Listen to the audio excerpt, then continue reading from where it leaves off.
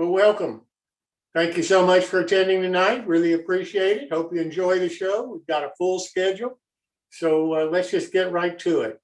I'd like to introduce TC. He wants to talk a little bit about the new website and about the security issues that we've implemented. TC?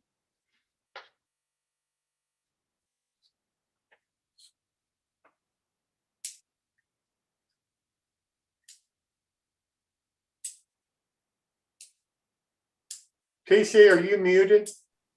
Oh, I just unmuted myself. Okay, everybody should be able to see the new website. And there you are.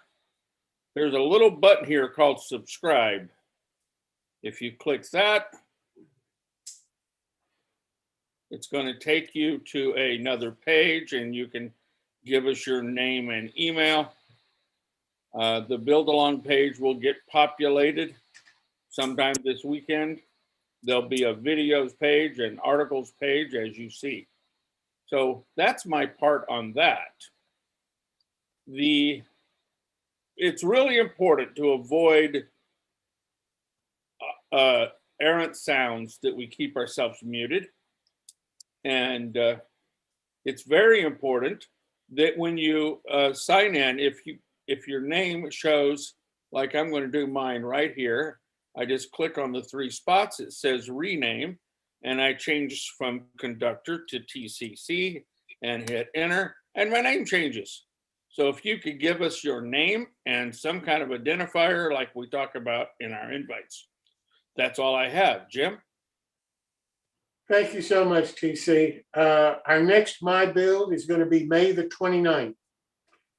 So if you have models that you'd like to share with us, please let Chris know. And Chris, you want to put up your email address so they can send you. TC, could you spotlight me or do something? Yeah. No, you're spotlighted. Now I am. Yeah. Huh. Okay. And if you can notify Chris, then we'll make sure that you got time on the May 29th show. We're also going to do a very special My Build, March the 31st, only for those models that were built with Greg and Chris's Build Along segment with Greg's Conowingo model kit. And that'll be March the 31st. And Chris, I'd like for you maybe to talk about what you plan for that. Sure, we're gonna have just that Gray Street kit. Doesn't matter which version, whether it's the O, the HO, the old version, the new version, whatever. It doesn't matter. So the point is we want to see what everybody's done with this kit as part of the My Build, and I haven't decided which yet, but we are going to have a raffle for a Conowingo Models kit of some sort. Not sure which one, like I said, but if you show your kit and we want to go over it very briefly. There may be a couple little questions here and there. If, I decided to do this with this kit because of this, that sort of thing. But if you bring that Gray Street kit to the My Build, show it off, then I'll put your name in the hat, and it probably will be a hat, I think, because I got about 15 of them sitting up there. Then at the end, once everybody's presented, then we'll pull a random name out of the hat, and you'll get a Conowingo Models kit. So if anybody still hasn't purchased that kit and wants to participate, and oh my gosh, a free kit, that sounds like a great idea. Well, go ahead and I'll drop you the website address of how to get hold of that kit into the chat. There it is now. So if you go to the website, get the kit, build it, get caught up to us, and you present it at the My Build session specifically for the Gray Street kit, your name goes in the hat.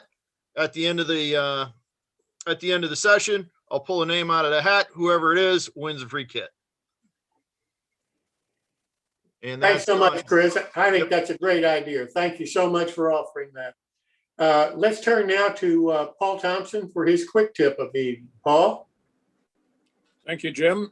Let me just get my screen share up here. And tonight, I thought I would just briefly go over something that somebody mentioned the other day, and this is how to come up with a tarpaulin in many scales.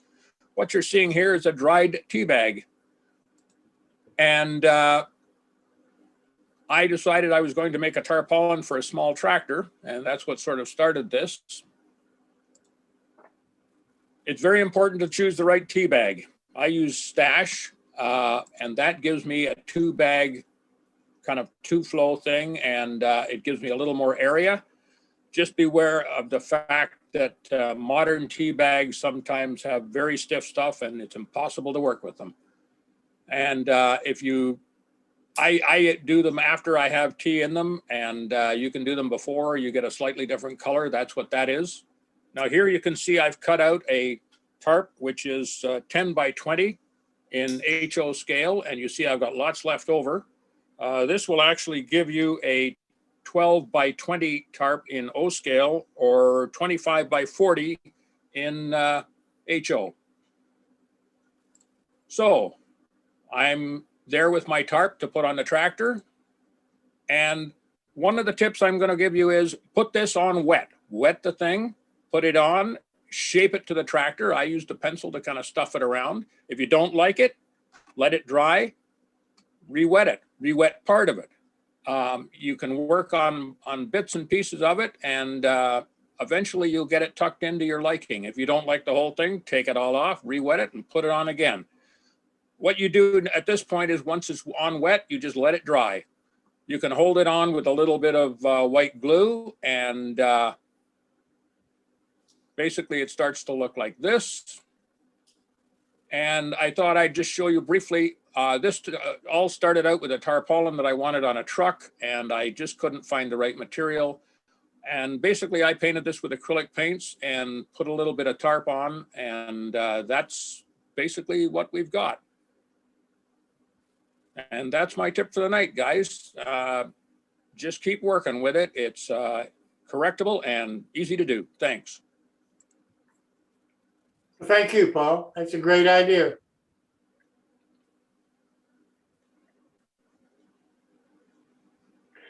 Now I want to turn to Gaylord Gill and Randy Beischer, and they're going to talk about their build along of the Bar Mills 1 kit. Gaylord? Thank you, Jim.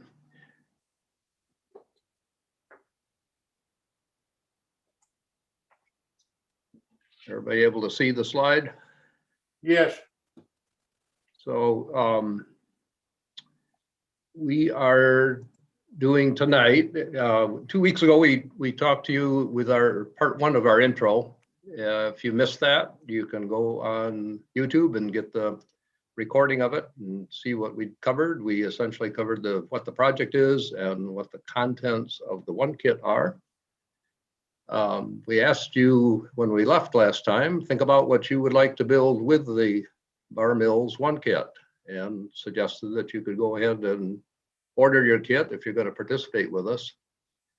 And Randy and I would invite any questions or issues. If you want to put anything in the chat, if you've looked at your kit, have a question about it, or if you're having any difficulty getting your kit ordered. We've talked to a couple of friends that got really quick turnaround with their orders.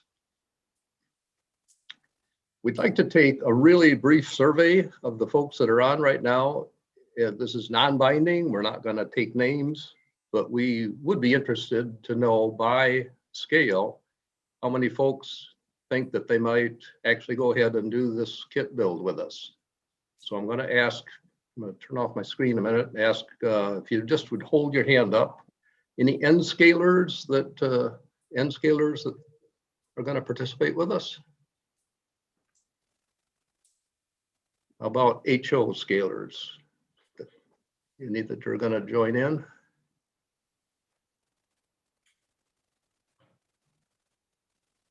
S scale. I know a couple of my buddies were talking about it. Just a show of hands if you think you're going to participate. And O scale. . Great, appreciate it. If you didn't, if you think about it later and you want to send us a note, we've got email addresses we will give you at the end of tonight's presentation. I am going to turn the mic over to my partner, Randy.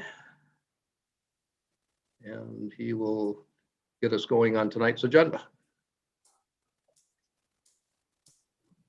Okay. Tonight, we're going to discuss how to draw up plans for your structure. And the reason basically for drawing up plans is going to allow you to determine what approach you want to take. And therefore, you're going to be able to determine what additional materials you're going to need.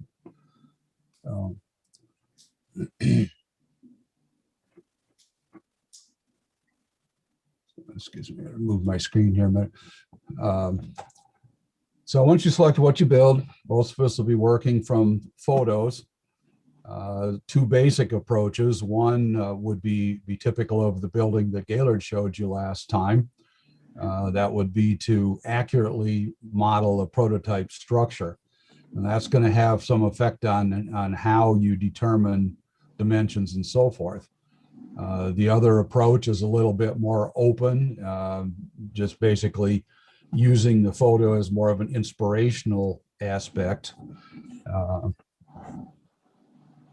So in creating your own design, if you start with a simple sketch, we'll see a couple of examples of that later on. Low freehand stuff, doesn't require a lot of artistry or whatever. Oftentimes, if the building has some complexity, I'll start with just drawing cubes, stack them together till you get kind of the look or the flow that you're looking for.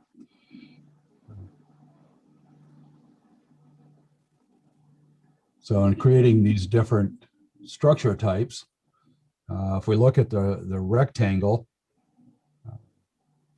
example would be, again, the prototype building that Gaylord showed you. Now the rectangle, obviously a rectangle is a simple approach, but again, I'll remind that a lot of times you can add the necessary, texture and interest and so forth based on additions and so forth. In fact, if you drop down below that where it says addition, the additions are just a way to bring this thing to life, liven it up a little bit. You could add on, as you see in the illustration there, it could be a shed roof, could be a gable roof perpendicular to the other. We're talking porches, dormers, entryways, shelters over entryways, recessed entryways, and so forth. L-shaped, hey, it's just two rectangles, shouldn't be too hard to figure that one out. Non-rectangular, I'm going to say if you're new to this, I wouldn't necessarily recommend that as a starting point, but it's certainly worth the extra challenge if you happen to have a space on the layout that just doesn't fit. You've got two spur tracks separating from each other, and you got a triangular space in there, that type of thing. So it's worth the work. Okay, why do a scale drawing? Or let me rephrase that, why do a scale drawing? Sketches and so forth are good, but at some point you have to turn this from a two-dimensional drawing to a three-dimensional item. And you're really going to have to need scale for that. After all, that's where the kit designer started, as you see. It worked for them. So in the process of doing this, though, you're going to, as you sketch, you'll work out conflicts that you find. You'll figure out how to do these things on paper before you waste materials and have to do it over again. You can learn to work out details, like how do the corners fit together? How does this roof line work with that part of the building, etc. You'll also mentally assemble this thing as you go through it. And again, hopefully you find what are the orders that you need to do. How do you put a corner together? Let's say there's 4 components in the corner. You can put them together the hard way or the easy way. So you want to think that stuff through. in the process of this. And then, of course, as I said before, it's also going to help you determine what extra materials you need. But you got to have scale dimensions. Next, guys. Okay. So scaling dimensions from photos, most of the time, whether, again, you're doing a prototype or just a generic building of some sort, you're pretty much going to want to have photos to work from. Now, the approximation approach, that's could probably just as well be called close enough or looks good. Can you back that one up there, Gaylord, please? Okay, let's see what we got. Copier scaling, one-time ruler, and calculations. These basically go from the what I'll call quick and dirty versions to the most precise way, roughly from top to bottom. So, okay, the next slide, we talk about these different methods. Scaling the method from the photos, we can do. Whoops, we got. Oh, okay. I'm sorry. Let me back up here. Approximation. Let's just say that for generic structures, this works pretty well. You can guess at the overall dimensions.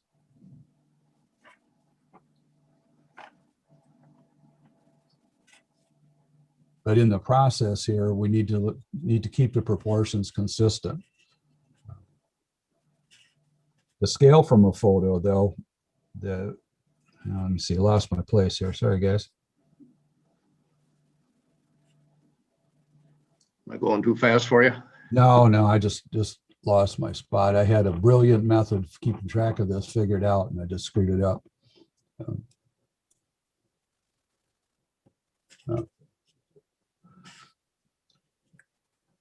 All right, so if we're working with generic structures, you don't really have to have a lot of precision. We're talking here like maybe warehouses, workshops or light manufacturing type of things. When you work on this, are we on page 8 here? I moved on to the second method, Randy. If you want me to back up, I will. Okay, no, you're all right. So when you start a sketch, I think you want to estimate dimensions as best you can, and you need to then make adjustments as you go. Again, if stick a couple of generic building types that are similar to what you want to do, just tack those up somewhere. And when you look at them, you can then make adjustments in your sketches until it looks right.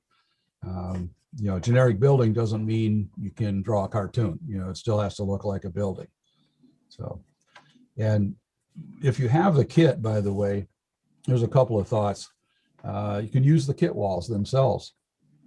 Flip one over backwards and do some light pencil sketches on the back of it. You can use those to take measurements. After all, they already figured this out for you. What looks right or what scales together. Even take the wall piece and stand it on your sketch pad and use the bottom of it to make tick marks where the walls are where the windows are going to fall, where the doors and so forth. Kind of get you a start. They did this already for you. So. Now, another thought: if you have the kit, if you have access to a copy machine, flip a couple of those things over so the scored side is down, shoot some copies. Now you got something that you can sketch on, or you can cut them up. If you want to stick them on a piece of cardboard, you can even use it to mock up your intended building. So. Okay, so moving on to a slightly more accurate, well, actually probably considerably more accurate. We're going to use a copier in this case. So you print out a reference photo, take the copier, trial and error technique, adjust the photo to show the structure in your scale. Now you can get fairly close on this with a little practice right from the start. Let's say your photo, if you pick on a door and it's a 1/2 inch tall, then look at your building scale and it says that same door should be about 7 feet tall, then you know that you have to scale it up at about 150%. So generally you get it to the point where you just take, you know, 2 or 3 tries to get the thing pretty accurate. But once you've done that, then you can use your modeling scale to take dimensions directly off of the building. Next. Okay, last time, the one we just talked about, basically we made the photo match your scale.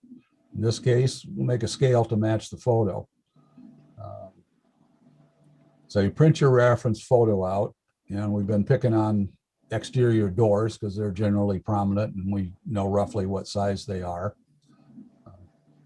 So if we take this door and, you know, just draw a center line through the door and then extend the height, you know, the top and the bottom, the height of the door over to the white part. This is easier, by the way, if you just stick a piece of your photo on some white paper. And once we have those lines laid out, find a division on a scale. It's irrelevant what the division is. You just want to be able to find, in this case, 7 segments. You can see how you lay it on there, a 0 mark on the bottom line, 7 on the top. When you have this done, they can draw the line. By the way, if you have a long enough ruler, keep that line going on up past the top blue line. You'll see in a minute. Now, when you have the scale on there, at each division point, at each segment, make a little tick mark and make that tick mark perpendicular to the scale. And once you've done that, remove the scale. Oh, by the way, you can make some tick marks on above that upper blue line. You'll get a longer ruler that way.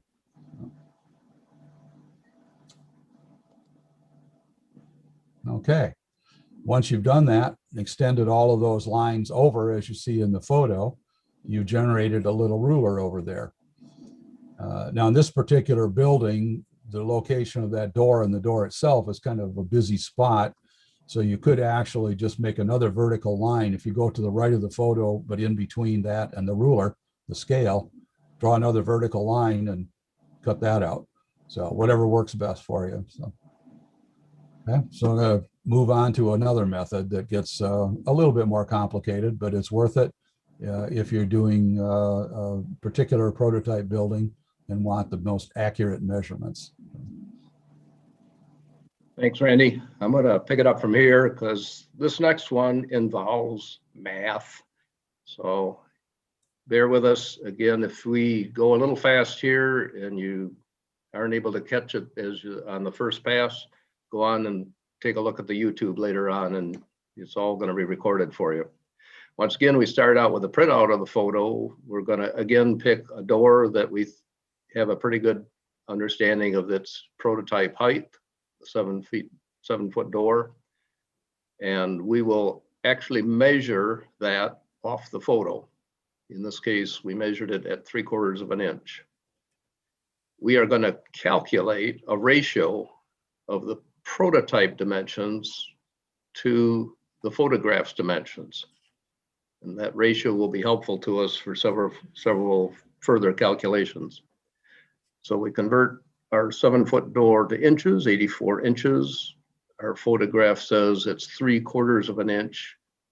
We divide the prototype dimension by the photograph dimension, and we come up with the ratio, which is covered up on my screen, probably is on yours. Let me see if I can move this over. Let me flip to the next page. I think it's 112. Yep, 112. So with that ratio, that's going to be consistent throughout this photo. Only going to work on this photo, not maybe another view that you're going to work from. But if you now measure another key dimension, certainly we would want to know the width of the wall. I measure that on this photo at 1 11/16 inches. So if I take that, convert it to a decimal, multiply it by that ratio, I get 15 feet, 9 inches is the prototype dimension of the width of that wall. I then use whatever scale I'm working in to create a second ratio that will tell me that in HO scale, that's 2.17 inches is the width of the wall. And I can go on and use that same ratio, those same types of calculations to get the height of the wall, size of the windows, even the size of the blocks that make up this structure, which might be useful in a later view. So those are 4 different approaches. These are not real rigorous approaches, but they are all useful. We'll just caution you that some photos are more challenging. The one we showed the example before was fairly easy because it was a straight on view. But often you're going to find this situation where the walls are angled relative to the camera. Finding a door might be a little difficult. In this case, yeah, there's a door, but there's maybe a transom in there. We're not exactly sure where just the door part starts and ends. You can use one of the men in this photo, but we need to be careful which one we select. If you pick the gent in the foreground here, you can see how much physically taller he appears because he's standing probably 15, 20 feet closer to the camera than the other guy. Well, that's not going to be very helpful when we're trying to scale out this wall. So I would pick this gent because he is closer to being in the plane of the wall. So here's a summary for scaling from photos. Gather as many views as you can. You certainly want to help yourself as much as you can by looking at finding all the views you can. Measure objects in the photo, but remembering that each photo, because of the angles, because of the distance from the camera, may require a different ratio or a different one-time ruler. But here's some suggestions of lots of different things you might see in a photo that could help you as a reference point. Try to work in the same plane as possible as the wall you're trying to measure. Use other clues such as the spacing between floors. So let's just talk a few minutes about drawing our scale drawings. We want to typically start with a plan view. This is the bird's eye view, the footprint. Use the dimensions you've come out with or that you've proposed for your project. Is this going to fit your available space? If you're fitting this onto your layout, certainly want to know that up front. And will the kit's walls work with the lengths that you are working with? At least the S-scale version, the kit wall is 40 scale feet. If your building's longer, you're going to need to figure out, do I need to combine a couple of wall lengths? How do I deal with that seam? Start to think about what foundation you'll put underneath. Draw the front elevation as if you're standing out on the street looking at the front of the building. Check your window and door placements, and now you're going to start comparing against what the one kit provides. Remember, there are etched guidelines on the back side of the walls. Ideally, you'd like to be able to use those pre-etched guidelines. That'll be the fastest approach, but maybe they don't work in your case here. Maybe you're trying something different with your structure, and that's okay. You can cut new window openings, but the benefit of the kit is that the etched lines will give you a good starting point. Figure out what the window heights are that you'll need. If you recall, each of the windows has 5 what I call knockouts. You can cut out as many of those as you want for the height that will be right for the structure you're building. And in this case, now look at the heights of the kit's walls and make sure they will fit with what you want to build. Don't forget that the gabled ends, the peaked roof of a gabled end is also going to need that same siding material, and you have to allow for that as well. And finish up with the other views, the other walls. Add up the lengths of all the walls, make sure that you have enough for the kit, enough of the kit's walls to make the perimeter of your structure. Add up the windows and the doors. You'll find the windows and doors in this kit are pretty generous. You will likely have some left over of those.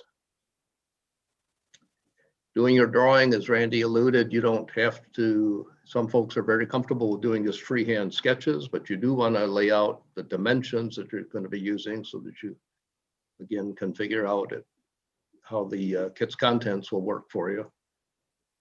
You might do a more nicely drafted view as the one Randy did here. He also added a nice isometric view. So this L-shaped building that he's considering, he wants to see how the two roofs are going to intersect with each other, and that view helps. If you know computer-aided design, you might draw a nice CAD drawing. This was drawn by a friend of ours, Mark Charles, and he has done a scale model in the 2D drawing. And if that's printed out at that scale, you actually can use it to cut your wall lengths right from the drawing. Now I'd like to talk a couple minutes about how we figure out the additional materials, because there will be some that the kit does not provide. So as you think about the type of foundation, if we go with a simple cement slab, usually sheet styrene or basswood will serve. If you're looking for cement block or brick for your foundation, rail scale models has some nice etched materials in multiple scales. A structure on pilings, typically basswood strips would serve for that.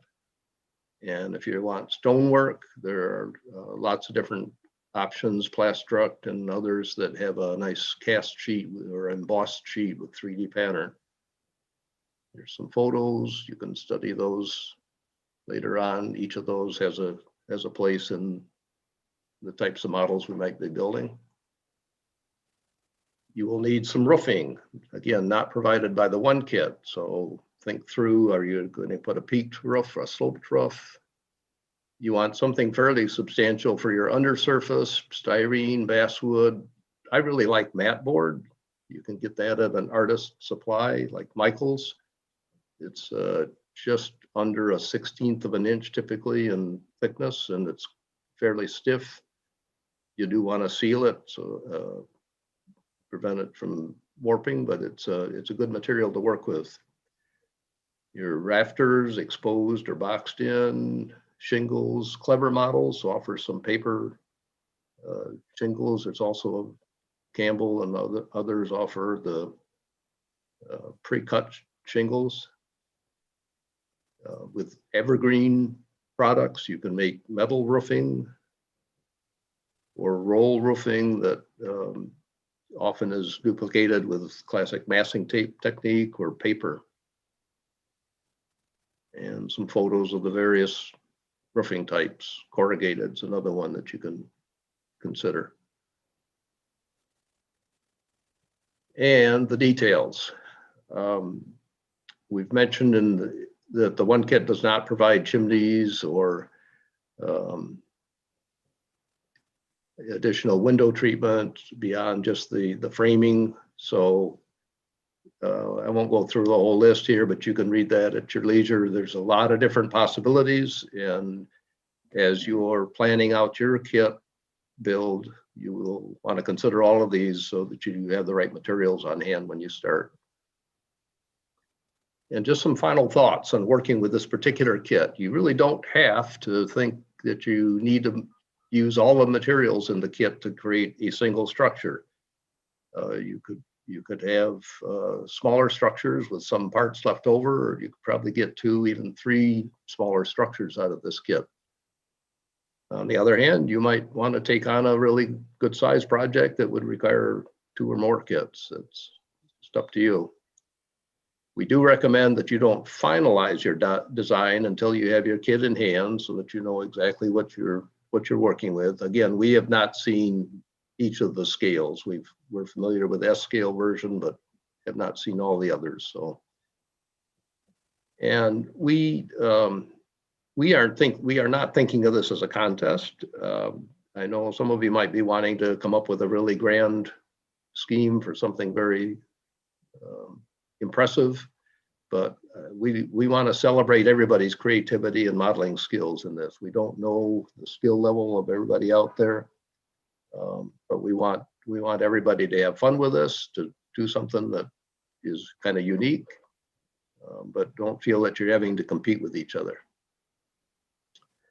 So we are about to wrap up introduction part 2. Here are the dates for the build. There's actually a fair amount of downtime here from today to when we start the build, over a month. But that gives you time to get your kit, to really think about what you'd like to build with it, to obtain the other materials that you'll need to finish it, so that we're all ready to go. These are a week apart once we get rolling.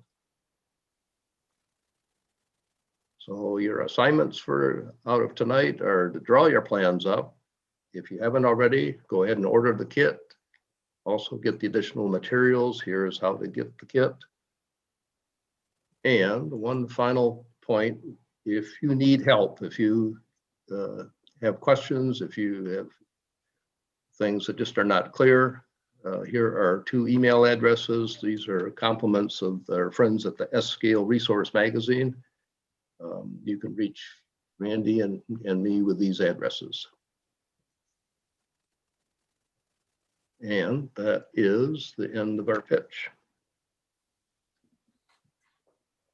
Well, Gaylord, Randy, I sure do appreciate it. I mean, that pretty well lays out a work schedule for the upcoming time period for modelers, and looking forward to your actual construction of the building of it.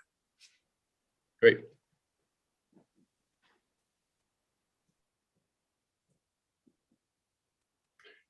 Next, I'd like to turn to Ted Becker and have Ted talk about tools. Maybe some of the tools you'll need to build with some of these models that we keep talking about. So Ted, I will turn it over to you.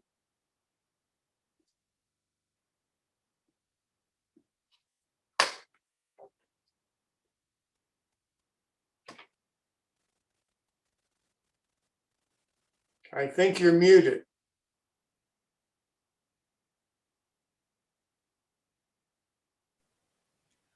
Can you hear me now? Yes. Okay. You see the t-shirt? Yes. Okay. I saw that and I thought, okay, this will be a good opening screen. All right. Well, the emphasis on my presentation tonight is going to be tools used for building bench work. First off is the Japanese style pull saw. These saws are, they operate on the pull stroke, which is different than a typical American or European style saw. This has an advantage in that the blade can be very thin. It's also, if you're doing a lot of sawing, it's actually a little easier on the body because you're using, you can sort of use your whole torso rather than just push with your arm. They're double-edged. One edge is a cross cut, the other is rip saw.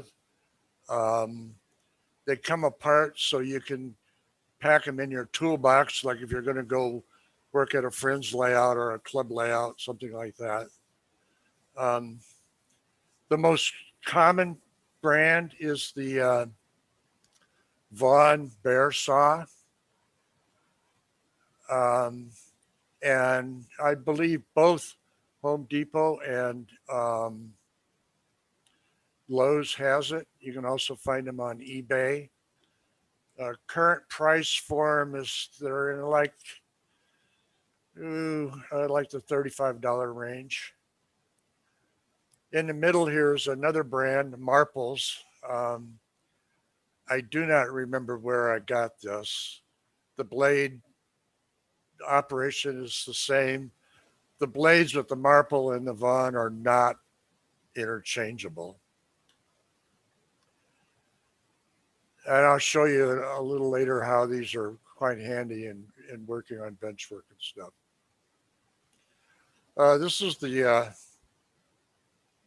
This is a card that comes with the saw, and it just shows some of the operations.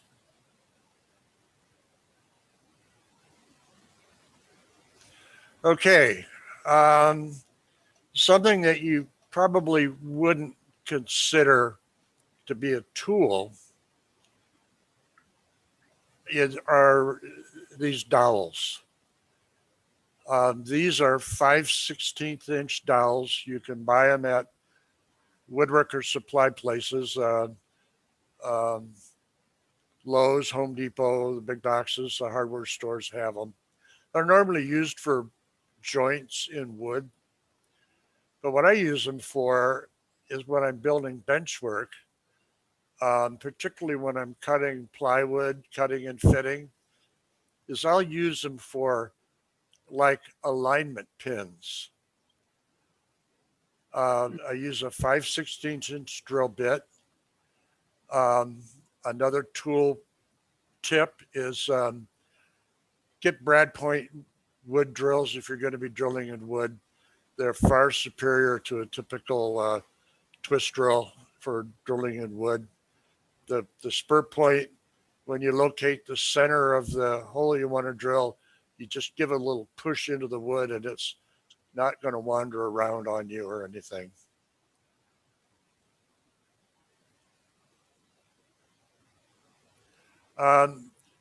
These dowels also can be used for reinforcing glue joints.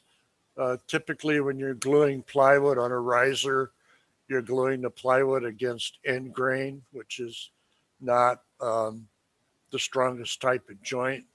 So I usually drill just probably no more than half the 5/8 of an inch into the end grain. Slather a little glue on it and push it in, push the dowel in, and that's not going to come apart without ripping up a lot of wood. And then here we show this pull saw flex, so I can cut that off flush. It's so flush that if you wanted to lay cork road bed or something like that over the top of it, you probably would not have to sand it. The other thing about the flexibility of the pull saw is if you're doing rework on your layout and you need to get into a tight space, the flexibility allows you to get in and in places where you couldn't with a more rigid saw. In terms of using the dowels for locating pins, you might be tempted to drill a hole, put a screw in and use that for alignment later. But I know from experience, if you're trying to get this piece of wood back in the same place it was and relying on the sharp point of that screw, that it can find a different spot and it is not going to align you as accurately as the dowels will.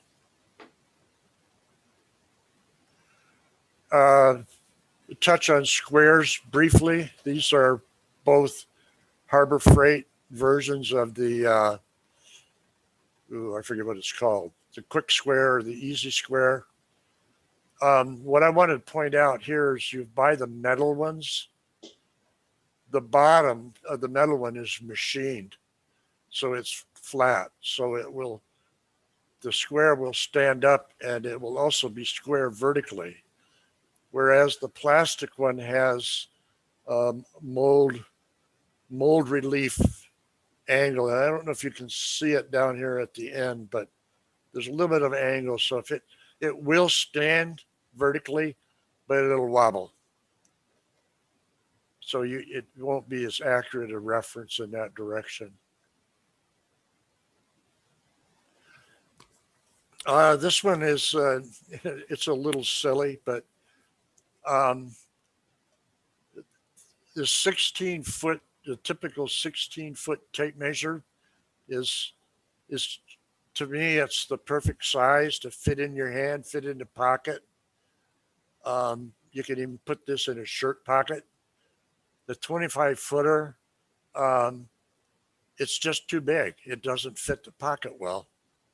So if you're gonna get just one tape, or you're gonna use your tape a lot as you're working around on your layout, get a 16 footer.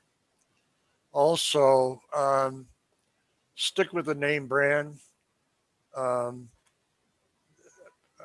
the ones I use the most are Stanley. Uh, they if you careful with them, they last forever.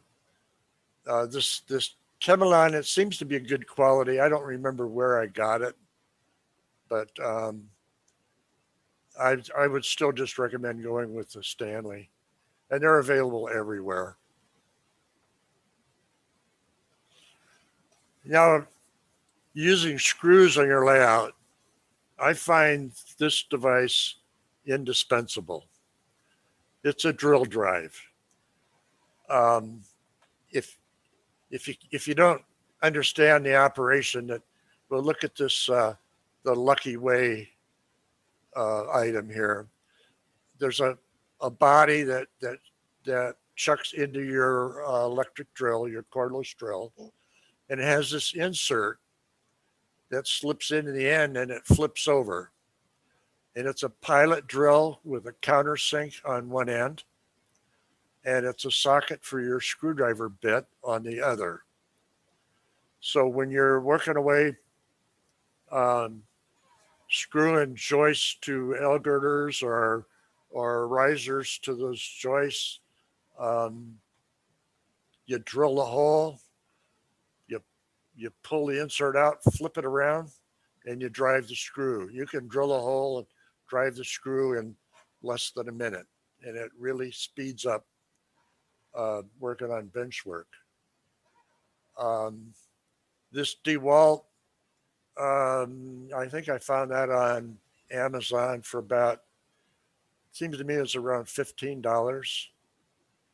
The one I have and used the most is, it has a different brand name on it, but it is the same as this Lucky Way. And while I'm talking about driving screws, don't use Phillips. The problem when you're working on bench work is you're working in tight places. You can't get the drill bit aligned perfectly with the axis of the screw, and you're going to get, it's just going to chatter. So I use square drive because that was most readily available when I started. Now, if you go to the big box stores and buy like deck screws and sheetrock screws, a lot of them are a hex or a spline drive. Most of them, if you buy a larger box of them, it will contain a bit for that screw that will fit this drill drive.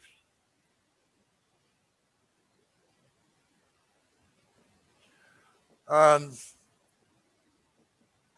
laser line device is very handy for lining up elements on your layout or laying out straight track. This Black & Decker laser level I've had for 25 years.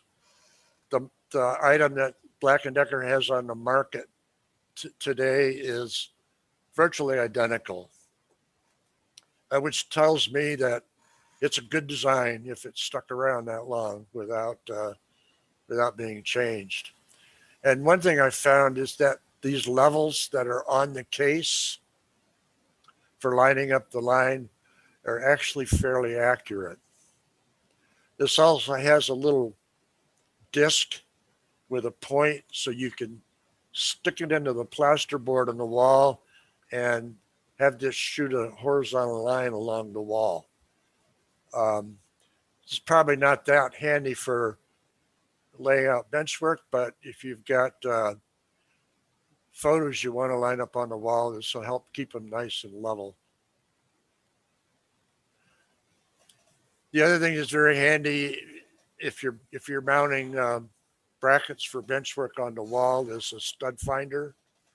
I vaguely recall a few weeks ago there was discussion about stud finders here on the New Tracks forums. The proper way to use this is you put this against the plasterboard away from where you think the stud is, and you push the button and hold it, and it will usually beep or the lights will flash to tell you that it's taken a reading. And then you slide it across the wall until it beeps, and these LEDs on it will light up and show you the edge. And the way I work is I'll put a little strip of masking tape, and I'll approach the stud from one side, and I'll mark when I get an indication, I'll mark it, and then I'll move it the inch and a half till I see the indication from the other edge, and I'll mark it, and then I'll turn it off, move over to the other side of the stud, put it back against the wall, press the button again, let it recalibrate, and then I'll mark it again going in the other direction past the stud. So I get a reading going in both directions. So I have 2 marks for each edge of the stud. And that makes for a very accurate location of your stud.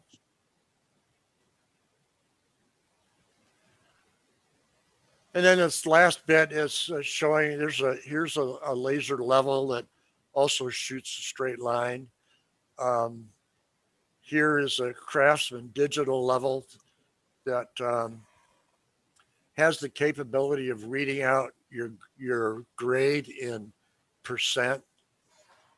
This particular model is I think it's no longer available. But if you have a smartphone or a tablet, this is my tablet. There are numerous level applications you can download. You have a very accurate level, and it will also read out grade in percent. It's a little hard to read, but down here it reads out the slope of the grade in percent. A cell phone probably would be a little more convenient to use than a 10-inch tablet, but that's all I had to demonstrate what it would do. And that's the end of that. If you any questions or comments?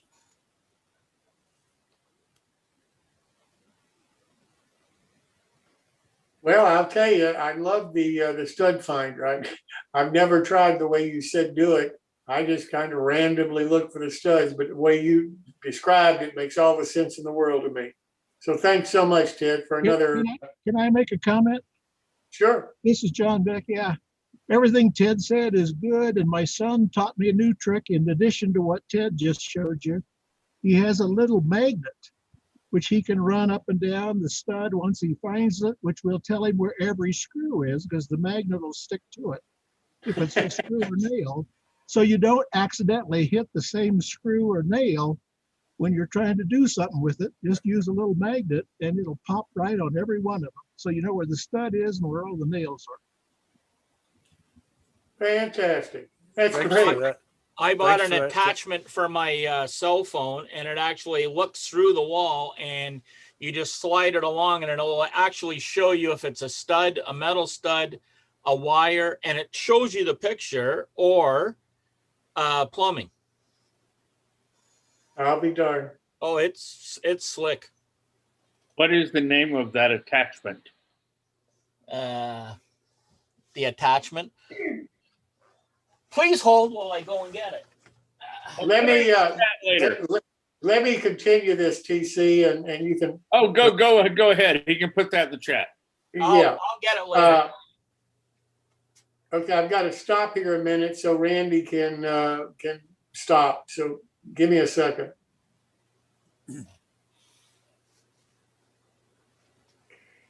Next, I'd like to turn to Bob Farquhar for his structure building techniques.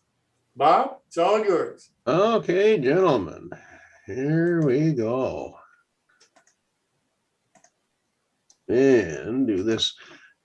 Now, if anybody has any questions during this, just jump in, okay? This will be the last of the series of the techniques. I was going to do one for lighting, but Jeff Bunza did such a great job. I dropped it out of the listing. You may want to why do you want to do a diorama? If a lot of people can't see your layout most times, so if you want to show some structures, it's nice to put a little diorama together, and it shows a lot better. And this particular one I'm going to be showing you here, they're all HO scale. I like the styrofoam base. This particular one is for a gas station. It's 10 inches by 10 inches. And I like them because they make it really, really light, makes it easier to carry the buildings and stuff. And this particular one, this color, this is dark brown. And this is going to be a gas station. Over here is going to be pumps, which has a canopy over top of it with LEDs in it. So this is a little groove cut into the styrofoam, which is easy to do, and for the wiring. And this one, that one half of the actual gas station, and this is the other half. And here I put a plug in, a female plug, and glued that in place here. So I can take my power supply and just plug it into that wherever I like. This is the gas station from look at the front. And there's a canopy for the gas pumps, and that channel went down right down here to the back.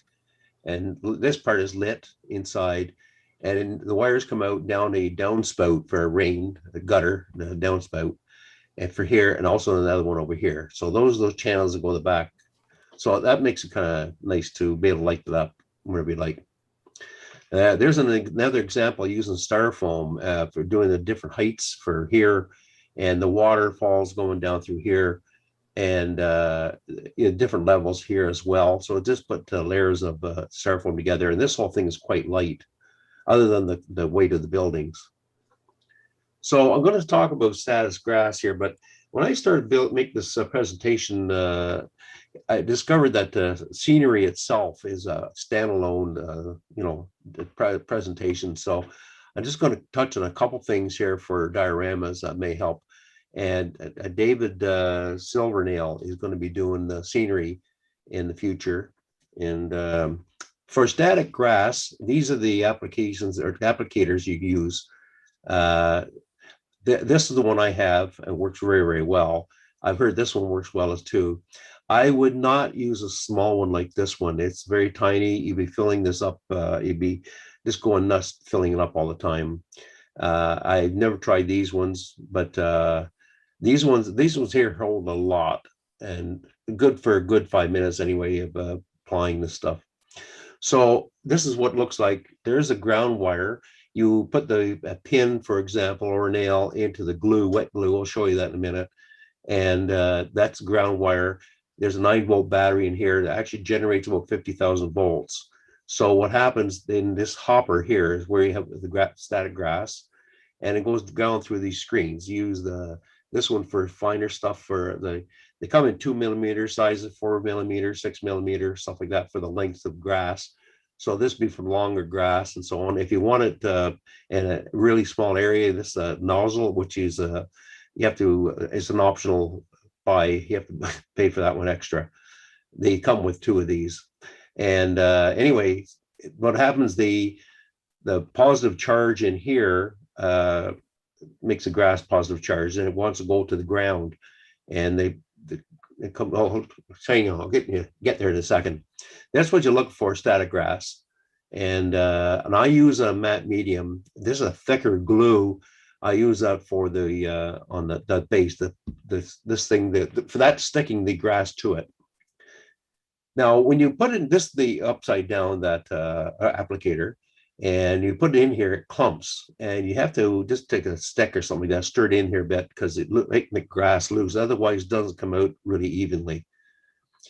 So in this particular one, I'm doing this part here is of like an apartment building flop house, and there's a bakery next to it.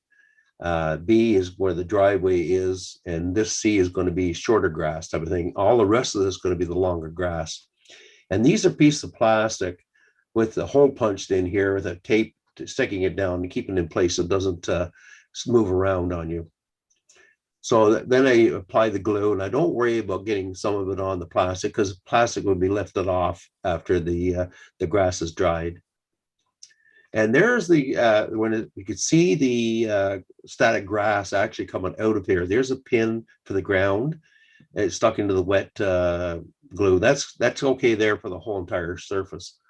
And there's the alligator clip for the ground wire.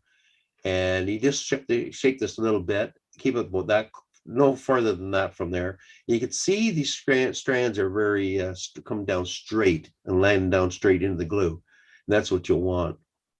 And there's another picture of it. And you can see, for example, even here, the strands are sticking straight up. So, and then that's what I finished with. So there's a static grass along through here. And then I've got a guy cutting the lawn. That's with regular grass,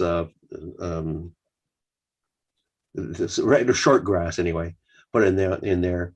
The pieces of grass tufts along through here. And anyway, and so another method of doing this is take your static grass and you mix it up and to make it cheaper and you get a wig. I got my wig here right after Halloween with a sale. And that only cost about $9 for this wig. And you cut these lengths off about, well, you consider be knee-high length. That's about the normal, for a field, things like that. Makes it a lot cheaper. Mix it in here. And then you roll it into a scar shape. And then what you do is you use a spray adhesive. It has to be extremely tacky, or this tacky glue, any type of tacky glue. That's what you really need. And then what you do is break the scar button in half, and then you just put your hand on there and just touch it into the tacky glue and just keep on doing that.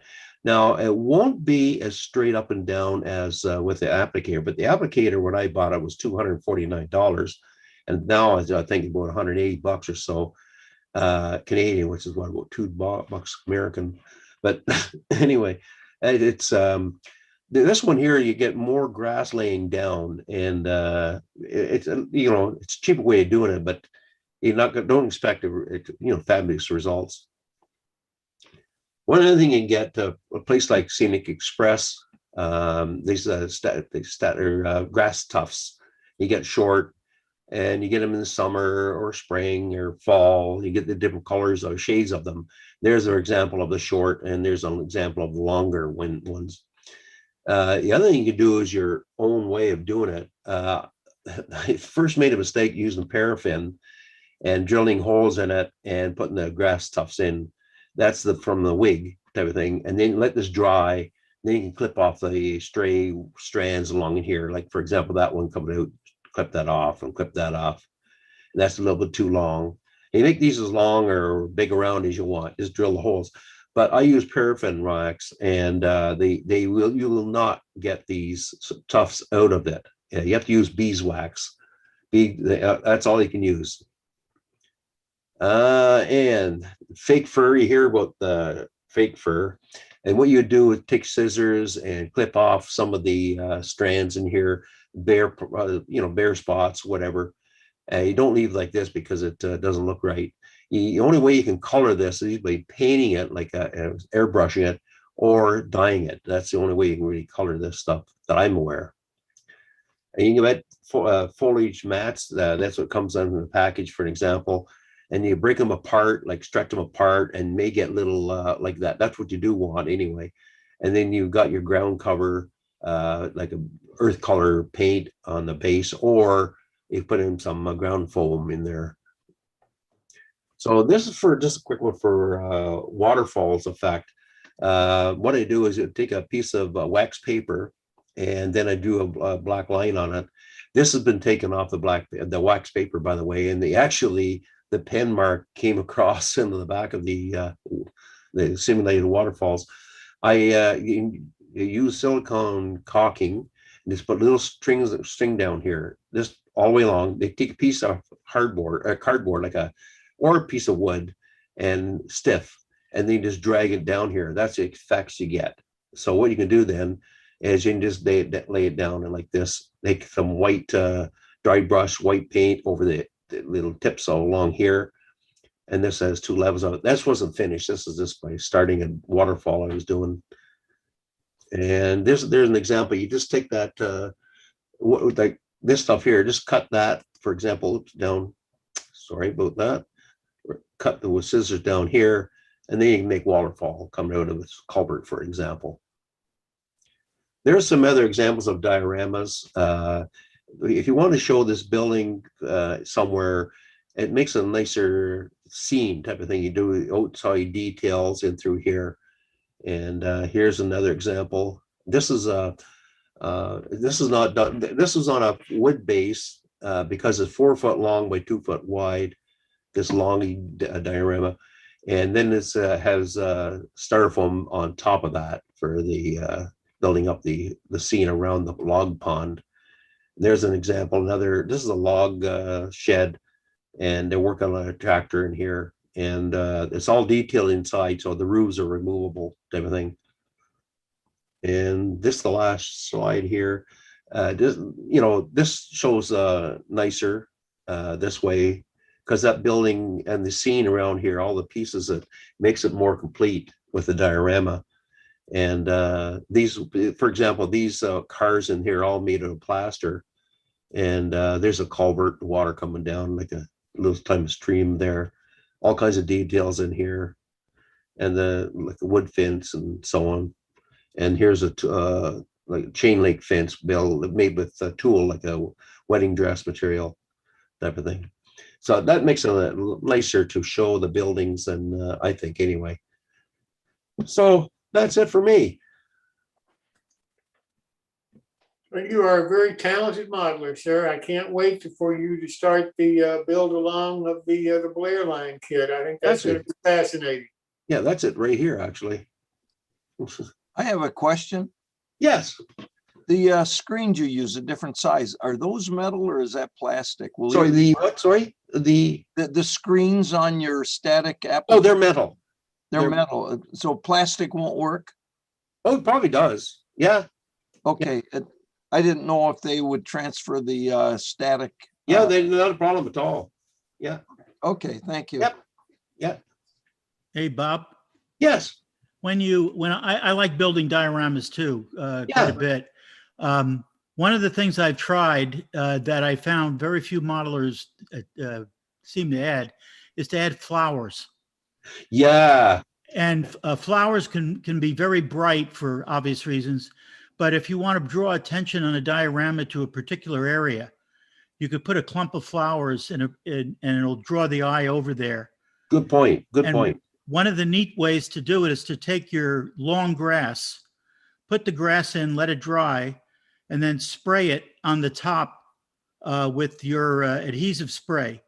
And then just flick some of the little flower material on the top, and it'll only stick on the top. And it comes out with a really neat effect.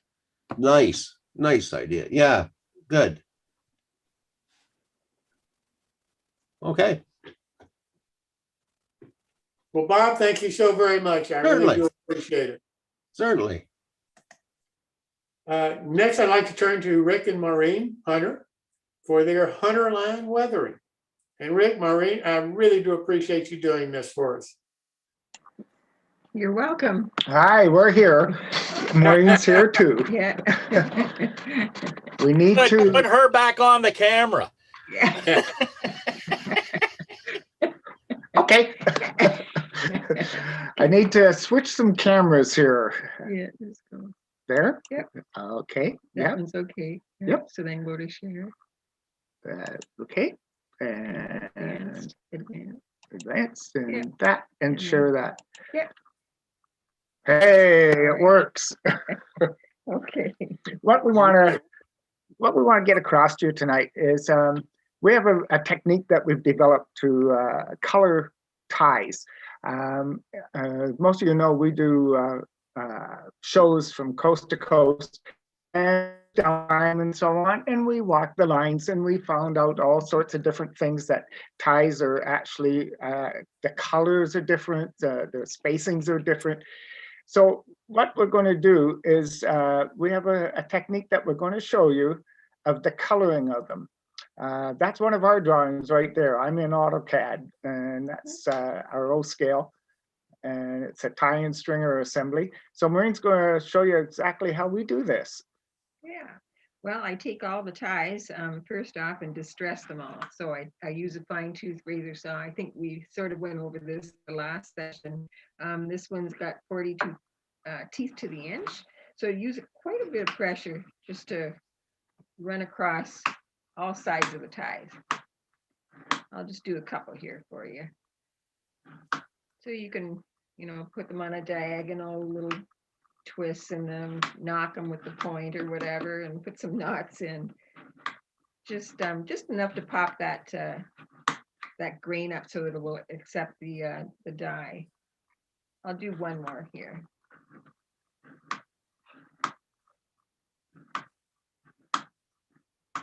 And then what I do is I'm going to color them in 3 different colors. I've got 3 disposable containers here.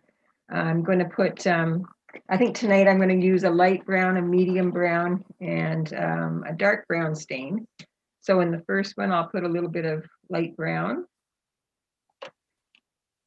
and medium brown in the second one.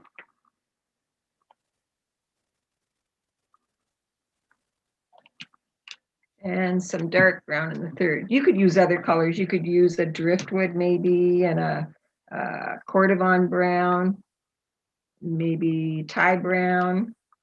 So whatever colors you like, or light gray and creosote black and medium brown, whatever. And then what I'm going to do is I'm going to take a little batch and pour it into the light brown, pour some into the light brown, some into the medium brown, and then some into the dark brown. And then I'll just kind of stir them up here. I've got a cheap dollar store brush. And if you want them really, really dark, just leave them in for a long time. Pop some of them out very quickly and leave some in longer. So you've got varying colors. If you've got tiny, small parts, you could use a metal sieve like that. Put all the tiny parts in there and then just dunk them into the dish with the stain. I should have my gloves on.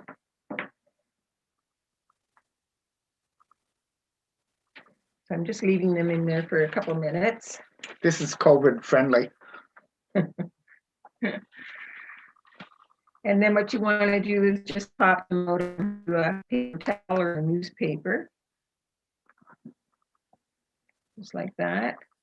Spread them out a little bit to dry.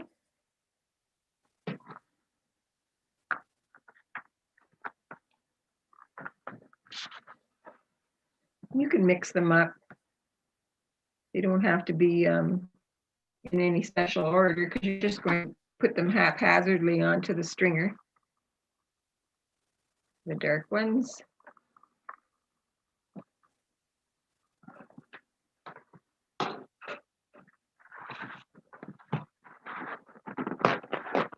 Thank you. They're a little bit wet. Just mix them all up. You can see already that there's different shades, and it's all brown, but there's different shades of it. And one thing about using the tie, if you distress all 4 sides, you can pick up any given tie and you get 4 different versions of it. And whichever one looks the best, that's the one that you put in on the top to view. Okay.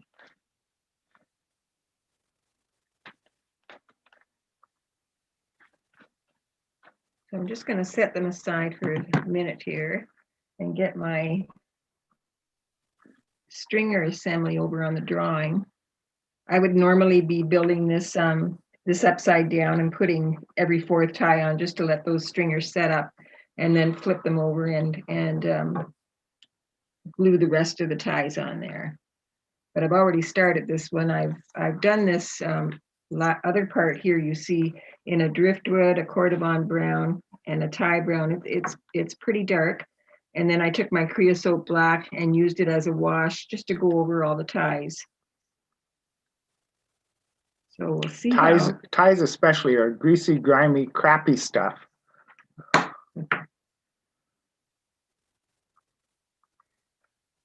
gotta make sure my glue is working. I use tight bond, so I'm gonna glue these ties onto this stringer with tight bond.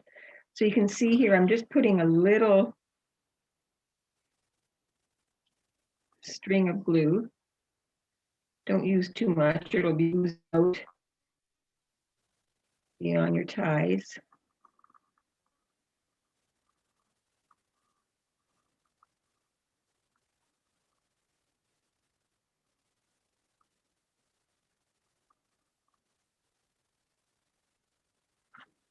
Kind of off the drawing there.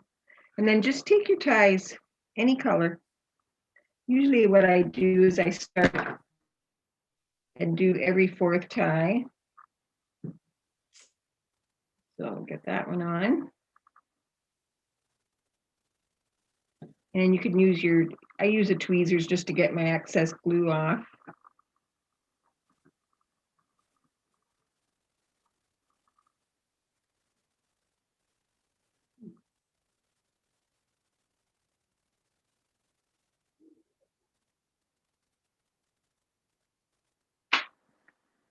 Stick another one on here.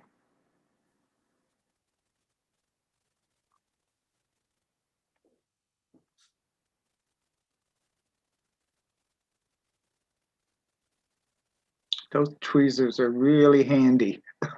You notice where she wipes the excess glue?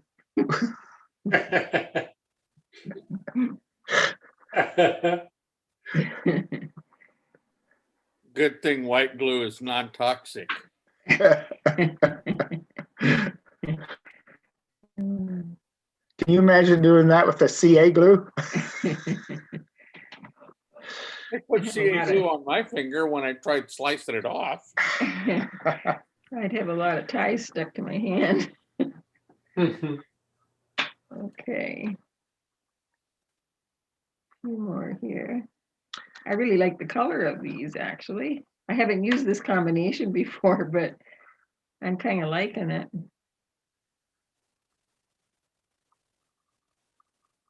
Oops. I might be wandering here a little bit. Quite a bit, I think.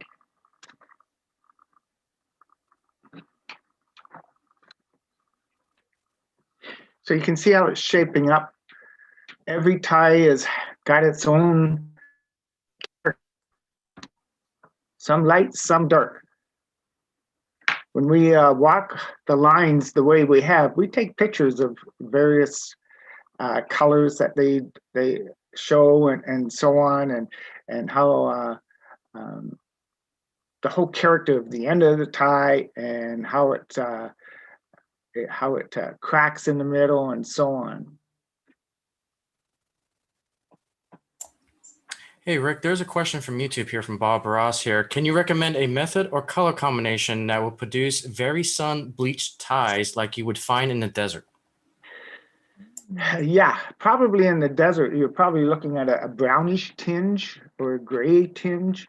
It would be lighter colors for sure. So driftwood might be nice. Yeah, driftwood might be a good one, or light gray might be a good one. Yeah. Sandalwood is another nice light color.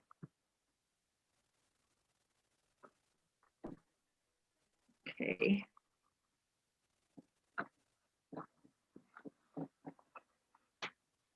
I think that's pretty good. Okay, so every tie is very distinctly its own color and shade. Now a creosote black, and that is going to cohere all the ties together. Well, really, first you would normally let this set up. It's a little bit wet right now, but I will put the Creosote Black on. But those colors look pretty good. Again, it's a train. It's oily, it's greasy, it's crappy stuff along the ties. So this is the Creosote Black, and I'm just gonna put a wash right over all those ties just to cohere all the colors. I might just. We are big believers in dry brushing, but a lot of times when we're doing the ties like this, we like it very wet so that it does drip below.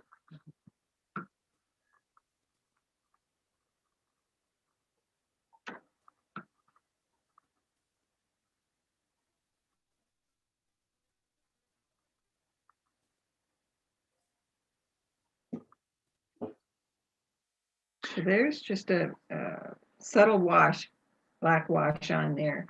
So what you can do now is I would normally, again, just let that dry up.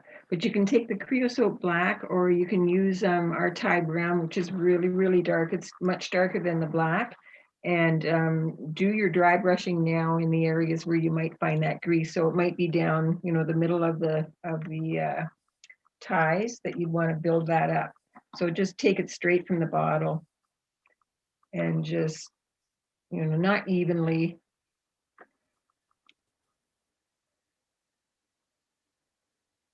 Just down the center.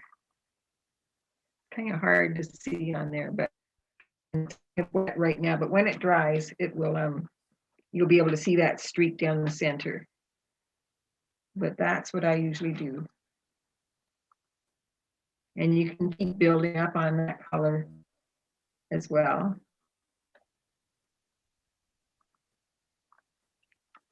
Now, is there different weathering between the diesel and the steam era? Yeah. Steam era, all the grease is on the mechanisms outside. So the grease usually falls just inside the track, but mostly outside the track. So then you would put a lot of weathering along there. A diesel, most of it is down the center, all the grease stripping and so on. So yeah, there is a difference between steam and the diesel. How about electric? Well, if it's electric, you still have grease falling. And that'll probably be on the outside of the rail. Actually, the electric is just like a diesel. Oh, okay. The traction motors are in the same place. Oh, okay. There you go. We're trying to develop a technique right now of how to improve the look of FlexTrack. FlexTrack is all one color, and we're trying to get away from that. So we have 4 of our weathering mixes that are actually a pigment in them. We've discussed this before at previous clinics, and we're trying to come up with an idea of how to do it. Now, most of the FlexTrack already has an embossing on it. It's a texture that's already built in, but you can't see it. So Maureen's going to show you what we're trying to get developed here. Now, this is the first time we've ever shown this. You could use our cement color, which is one of the pigments. We've got shale as well. The cement's kind of a taupey color. Shale is a gray color. And we've got cottage white too, if you wanted to use white. But I think this cement looks really good. So I just take it straight from the bottle and just brush it on that plastic track ties. The whole point is not to make the FlexTrack tie have a little bit of character. Yeah, you could put this on, let it dry, and then put, you could take your Creosote Black as well and dry. I don't know if can you see that? Yep, it's coming up. Is it? Yeah. It just gets away from that, that plastic shine that you got on there. And then by the time you get your ballast on there, hey, Yeah, it looks good. And it's quick and easy. Doesn't take long. another fine point is when Maureen and I walked the line, I tried to impress on her that, yes, symmetry has a lot to do with ties, but that they're very crooked too. So they don't have to be symmetric. If you notice back up on up here, you see some of them are a little different width apart, different length and stuff like that. We get those all the time, especially on older railways. So it's not out of line to have them scattered off. There, so just adds a little bit of character, I think. And I don't know that you can see in this with this camera, but can you see the lines there? The stain has kind of oozed into the grain of that plastic. You can see how this one, how it's drying up now. Yeah. It's starting to lighten just a little bit.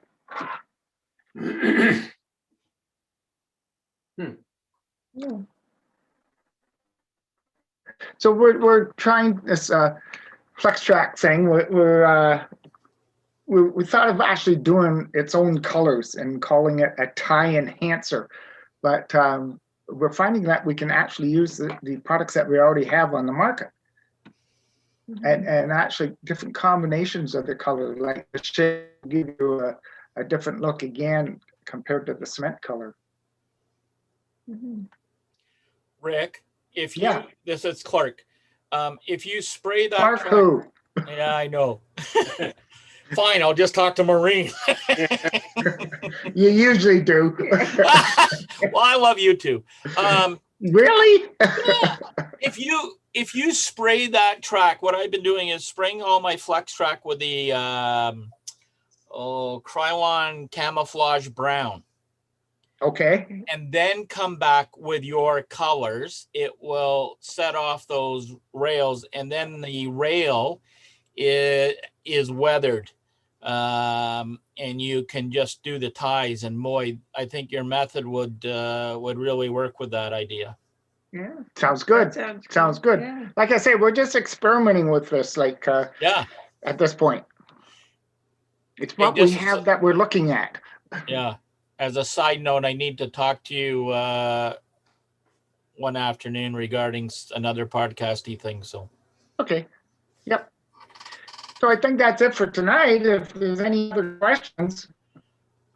Yeah, this is Greg. I have a question, Maureen. When you distress the wood with your razor saw, do you generate any fuzzies, or does the wood itself determine whether you're more likely to get fuzzies or not? Yeah, with the ties I just did, there were no fuzzies. You got to remember that our ties are actually a pine. Okay. It's different than the basswood. Okay. Yes. It Okay. used to be the tradition was to always use sugar pine because it's a high moisture wood, and if you wanted to spike it, it wouldn't split as much. Okay, using but Tim and from Fast Tracks and Jerry from Mount Albert, they did a lot of sugar pine. Sometimes there's shortages, and most of the sugar pine comes from California. So we wanted to see what could we do locally. So actually now we make them all out of white pine. It's a really good grade of white pine, but moisture content is basically the same, and it's readily available. Wow. Well, that's I wonder if there's any thoughts of making other wood products out of that, like siding and trim work and stuff. I don't know. It doesn't have the strength that basswood does. Okay. Okay, especially for bridges that carry a lot of weight. But hey, sure. We've just switched to white pine all the time now. All right, well, thank you. That answers that. Yeah, I don't usually get a lot of fuzz even on the basswood. Yeah. You know, I mean, once in a while I'll get a hunk and I just pull it off with the tweezers. Yeah. But yeah, I don't get a lot with that razor saw.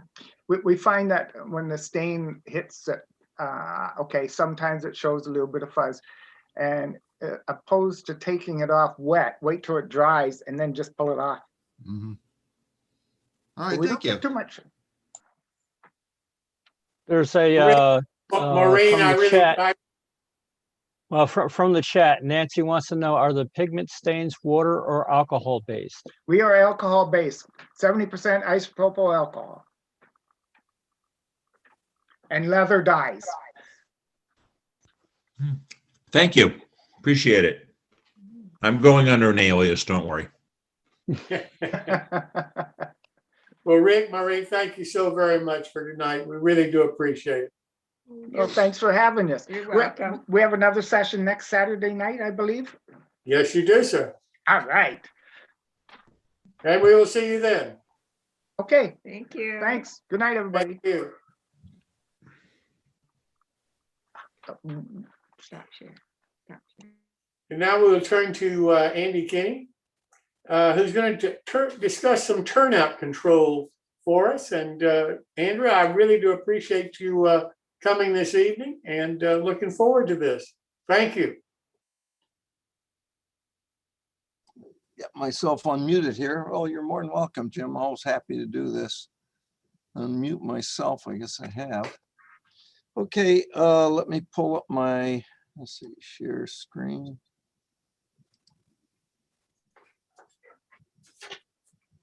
Now, construction techniques. Here we go. Okay, I'm going to cover a few techniques that I've learned as I've been building the Nashville Road. And they're always, it's always possible I'll make some modifications as I work with them. And you'll see tonight that I've made a few modifications as things went along here. So first of all, just none of this is going to be in depth. It's going to show you basically what I do and how I do it. But if anybody has questions or anything, please free to jump in, and you can always contact me if you have questions. I'm always happy to help whoever I can. Okay, I use Atlas Code 83 Flex for just about everything. I used 100 in staging. I used a lot of Atlas Code 83 switches, and I've slowly been upgrading them to fast tracks by modifying the Atlas, and I'll cover that a little bit here in a bit. I use a cork road bed. I had a 125-foot roll, 4 foot wide, and I cut all my own strips. And let's see, give you some installation ideas and also super elevating the curves. So basically, when I lay track, I like to use a small putty knife like this for the Alex Plus DAP caulk.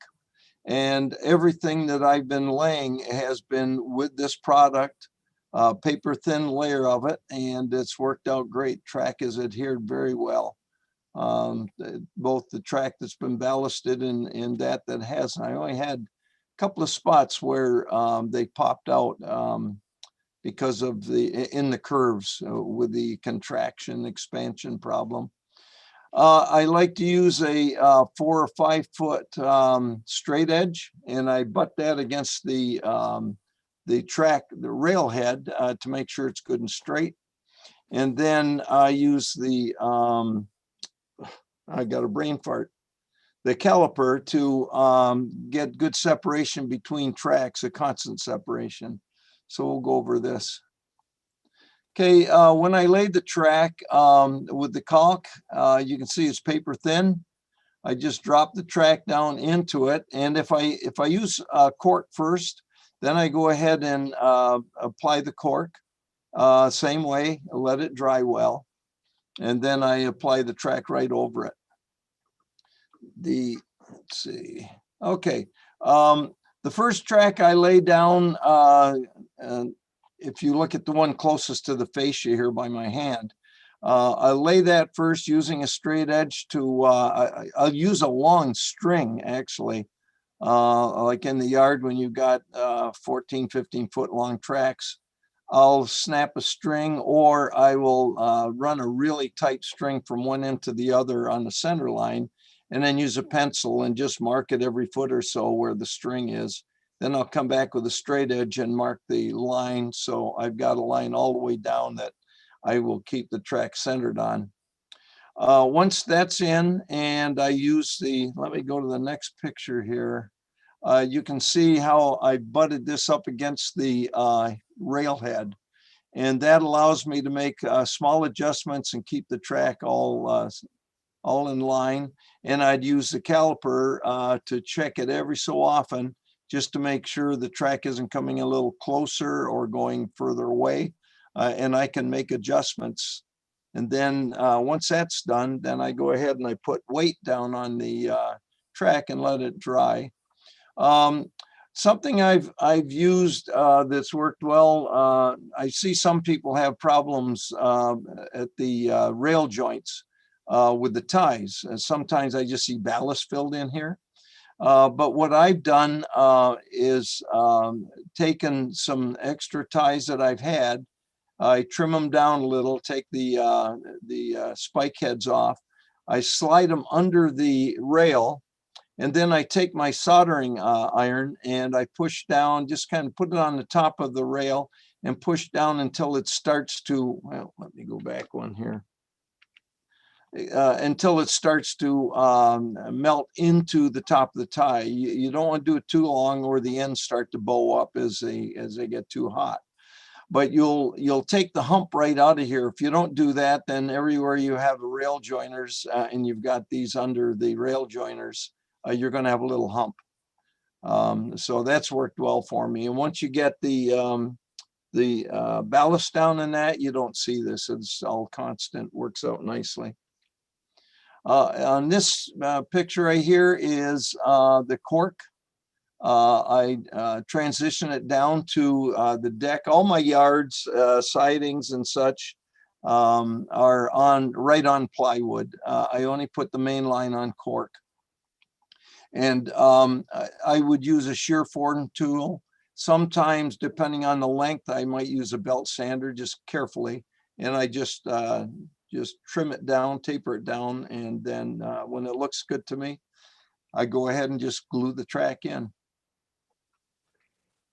Okay, super elevation. I've been using something else lately, but this is a weed whacker cord, and I think it's around 60 thousandths or so. And I would glue that down with AC ahead of time. And then once it's glued and it's in place, I put a little weight on it to keep it down if need be. But then I go ahead and I run cork across the, I run caulk across the cork all the way along, and then just lay the track into it, get the track situated the way I want it, and then put weight down. And it dries with the super elevation in it, and it was worked out well for me. Here's another one going into, you have to excuse some of these pictures. They're older pictures that I took when I was working. You can see the super elevation here. And again, here, a little bit better picture. No super elevation up here. This was going into a switching area. So it does show, and it really looks good when the trains are taking these curves. Okay, next, switches. Fast track switches, first of all, and then the Atlas upgrades. And for those that aren't familiar with the fast tracks, I know a lot of you are, you can buy all these different jigs. This one is an actual jig for making number sixes, lefts and rights. This is one for getting the angle frog right here. And there's 7, 8, and 9. I can make all three angles. I'll show you why I needed this. There's a point tool. For this, let's see, number 8, and it's point tool for number 6. And this is a stock aid. And where this helps is where on the stock rail, where the point rail comes up against the outside or stock rail, that needs to be flattened out at the base, or the point rail won't tie into the stock rail nice and smoothly. So these are all good to have. So with the fast track switches, you can buy these quick sticks, they call them. And these come out for me because that's what I use for the copper clad ties. And you'll see where we use those. But these come in frets of, forget how many are on there, 20 something, I forget, but they're really handy to work with. So we have a question in the chat from the transition from tangent track to super elevated curves. How do you do that? I do it by eye, and I use a hand sander. If you use a belt sander, you got to be very careful because of the heat. I did say that I changed it. I don't use the weed whacker cable now. What I use is just thin plastic, and I'll cut it in strip, maybe a foot, 2 feet long as you need it, and slowly taper it up. So the first one will start at the 0 point. The next one might start 2 inches or 3 inches in. The third one might start 6 inches in. And you just use those to get the taper. I hope that makes sense. You do it just for the look. There's how do I want to put it? Model railroads really don't need super elevation, and they can cause problems if you do too much of a super elevation. It can pull the cars into the curb, roll them off the track.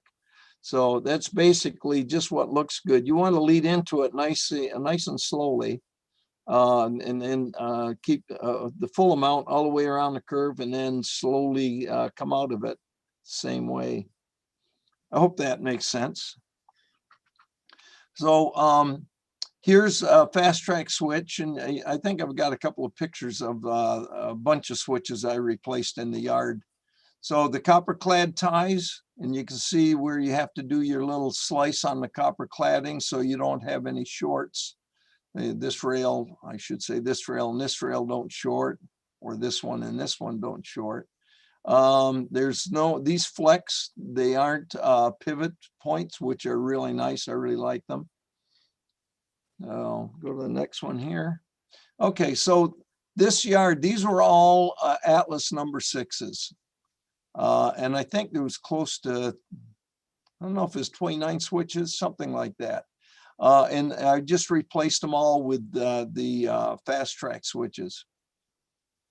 Now, when I got done, of course, I've got a lot more railroad to lay up, and I had all these number 6s, Atlas, and I wasn't going to throw them away, and I wouldn't get a whole lot of money for them. So I played around with them, and I wanted to see if I could make them closer to a fast track switch as far as the quality.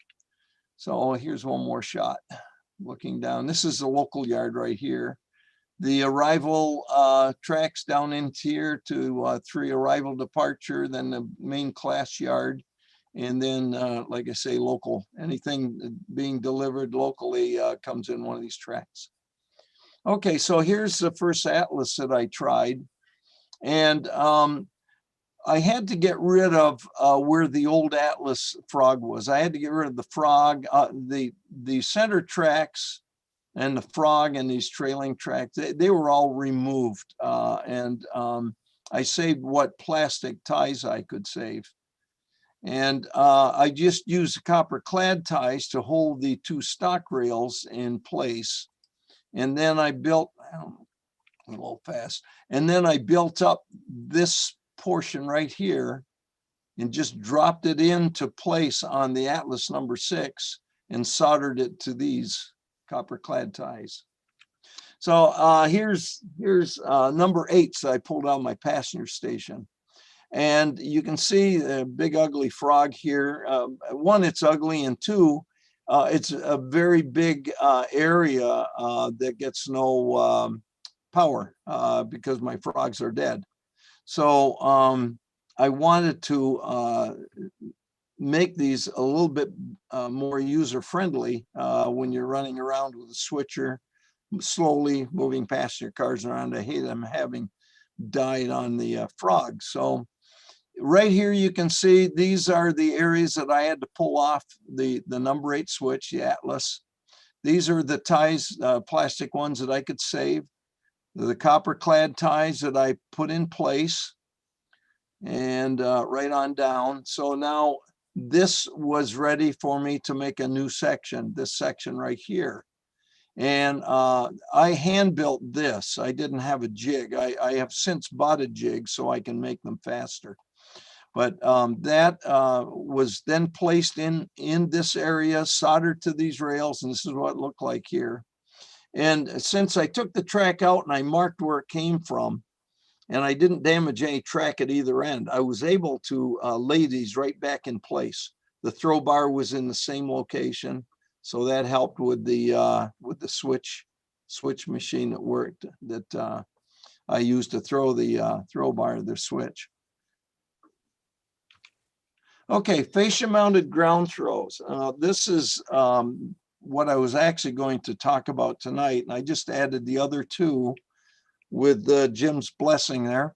And I had a lot of fascia mounted ground throws mounted at switches. One yard's got 60 something switches. The other one it's somewhere in the 50 area. And then I've got different towns, industrial areas.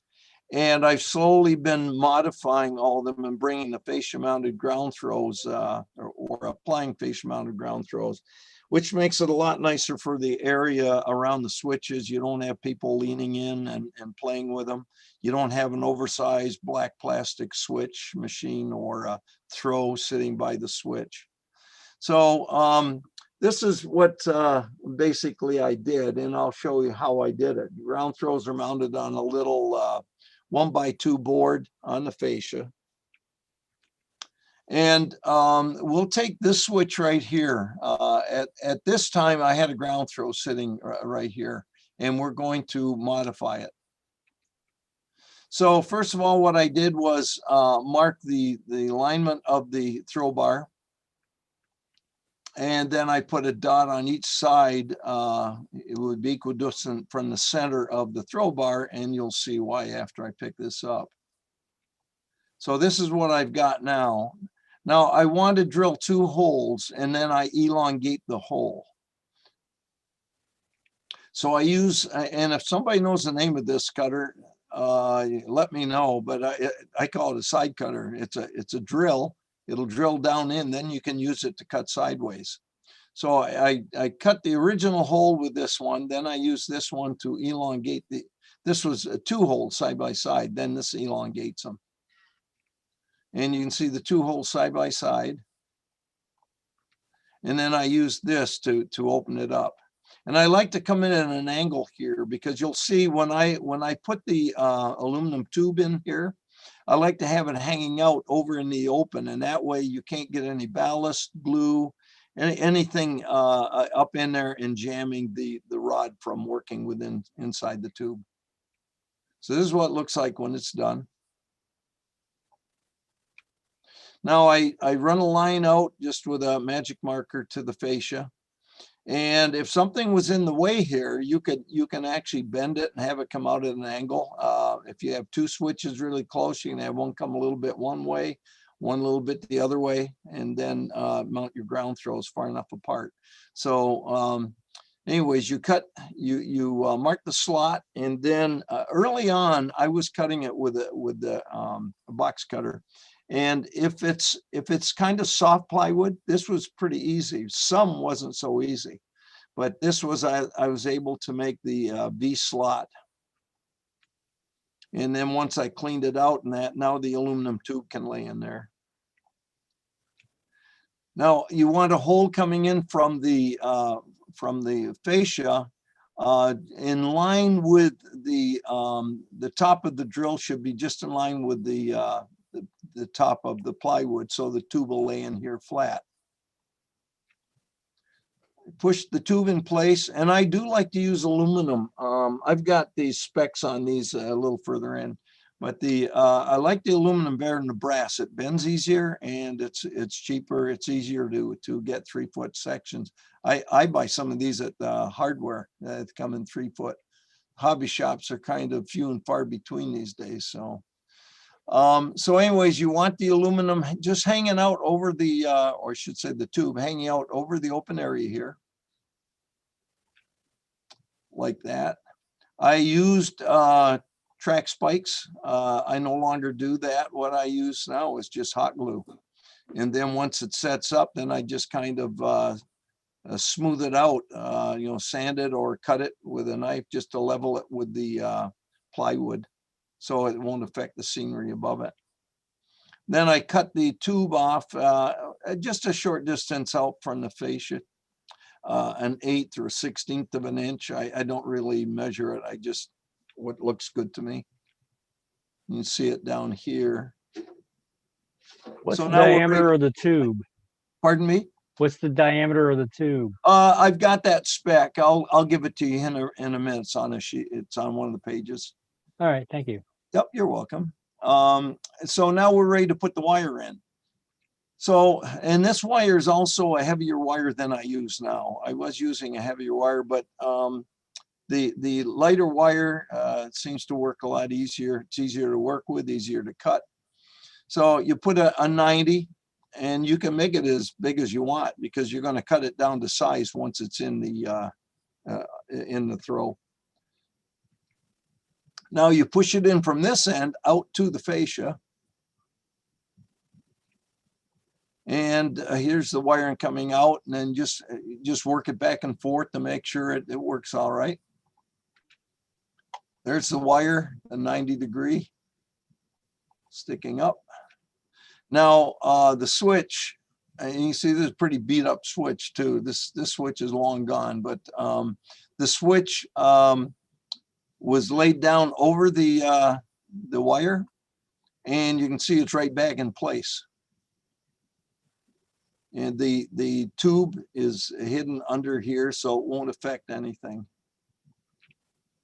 Now, I'll show you a little bit later how to make these. You just mount a ground throw on it. And here I spiked them, but now a good friend of mine, Ron St. Laurent, he found it's cigar box banjo, I think it is, but they have super small screws that fit just perfect for this job here. There may be a 1/4 inch, maybe a little bit longer than a 1/4 inch. Maybe that's a little too short, but they're very, very small.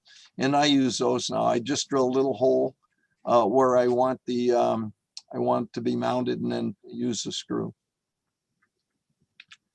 Okay, Cedar Hill Yard was a yard I rebuilt. This, you can see where all the ground throws were.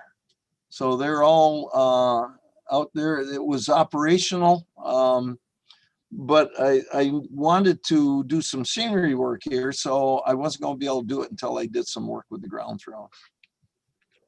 So I removed everything. I marked down where the switches were. Well, you can see where the switches were, the different locations. I marked them. Then I went ahead. I used the Roto Zip for a while. I don't use it now, but I used that for a while, and it was okay. It worked all right. But I think the next picture will show you what I'm using now. Now this board here, this would sit down, so the fascia would be sitting in this slot. So it would be vertical, and this would sit down over it. So this was sitting right flush on the plywood. So the bottom of this was exactly where you wanted the top of the drill hole. So I'd set that in place. I'd mark a little line, a pencil line, and then when I drilled it right at just below the pencil line, and it worked out good.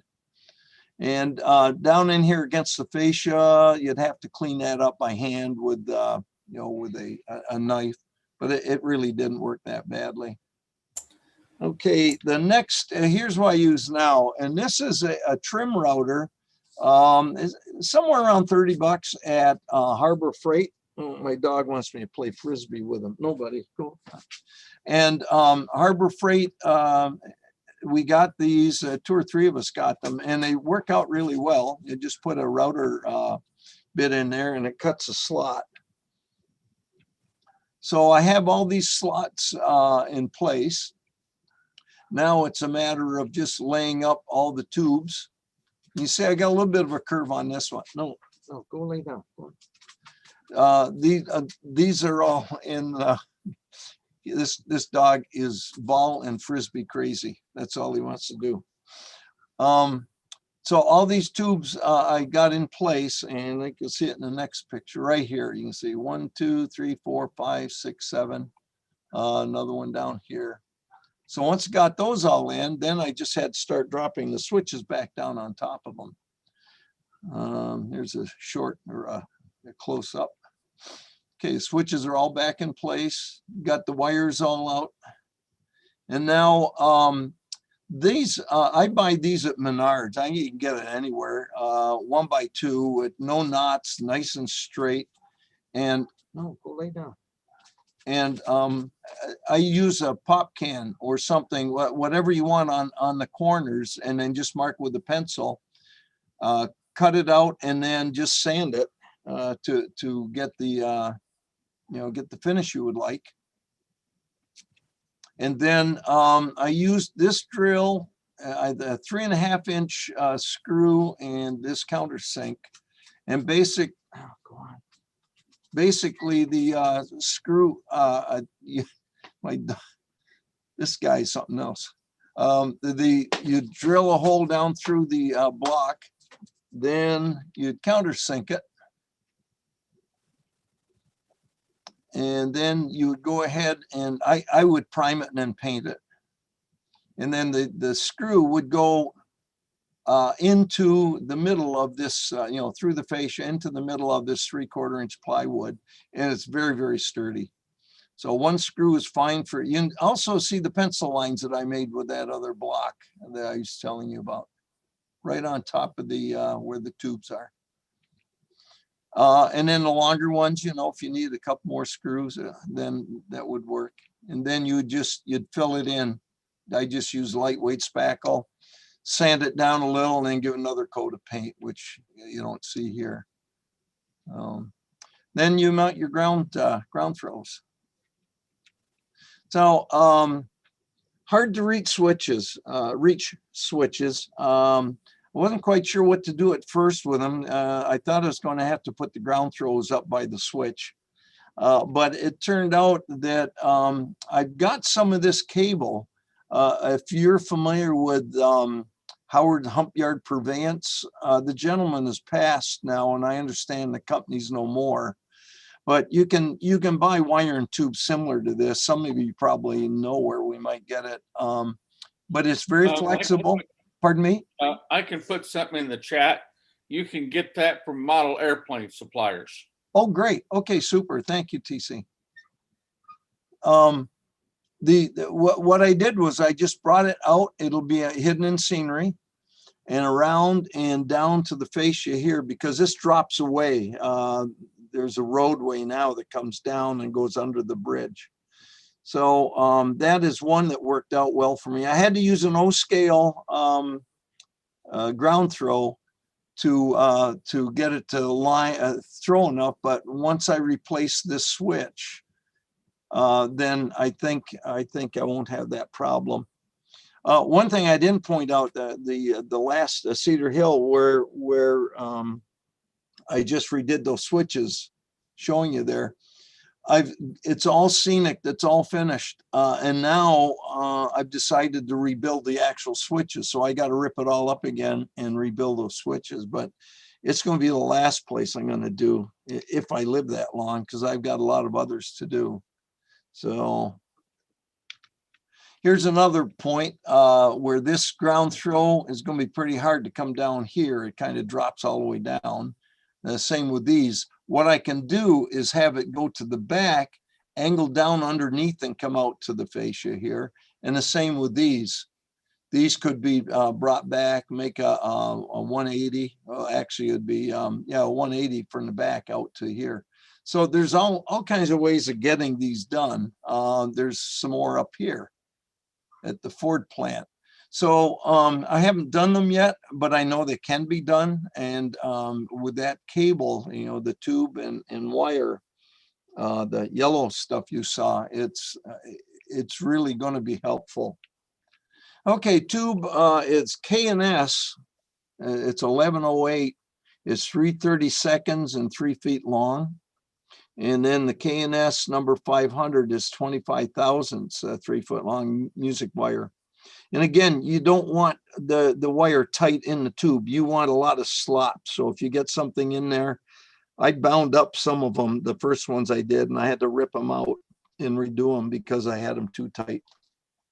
So if, oh, okay, pass-through terminal switches. And I am in the process of modifying these too. But basically, these are the Howard Humpyard Purveyance Armstrong switches. And these go underneath the layout to the different switches in the passenger station. I got one of these at each end of the passenger terminal. Here they are here, and you can see them coming out and all going to the different switches. Well, what we're going to do is take these and remove the tubes and wire, but I'm going to put a switch up here. So you line it one way, or you throw the Armstrong lever one way, and it'll the switch machine will throw the switch one direction or line it one direction. You pull it the other way and it will line it the other direction. So I just need to have the Armstrong lever work the switch left, right, up, on, whatever you want to call it, to control the slow motion switches that will be mounting on the tracks at the passenger terminal. So let's see. Okay, I think that's it. Now we're getting into a different area. So let me just look at one thing real quick here. Yeah, you were talking about the scenery, the ballasting. I'm sorry, the weathering of the ties, and I used acrylic paints, 3 or 4 different colors. And I also used washes, and this was after I sprayed it with the Rust-Oleum dark brown camouflage. I didn't like Krylon. It didn't seem to go on as nicely, and it stunk more. So I stuck to the Rust-Oleum, but they do the same thing. And then what I did was, because of the spike heads, you don't want them really standing out. They're big enough as they are. I would paint from here in, from both directions in, and then from here out. And what I'd do is I would take a certain color, say a light gray, and I'd hit 2 or 3, go down here, 1, another couple here, and 1. And then I'd get the next color. And it sounds tedious, but it really goes fast. And then, it does make a difference. I don't think I have any more pictures of that. Well, these are just, well, there's another shot. So not to get completely into a different thing, but since they were talking about weathering and that, I just thought I'd show what I'd done. So that's basically it, Jim. I'll stop share.